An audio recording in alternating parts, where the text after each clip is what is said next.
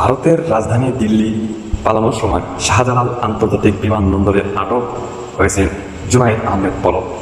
বিমানবন্দরের VIP lounge থেকে আজ মঙ্গলবার বিকাল ৩টার দিকে তাকে আটক করা হয়েছে। বেসামরিক বিমান চলাচল কর্তৃপক্ষ দায়িত্বশীল সূত্রে বিষয়টি জানিয়েছে।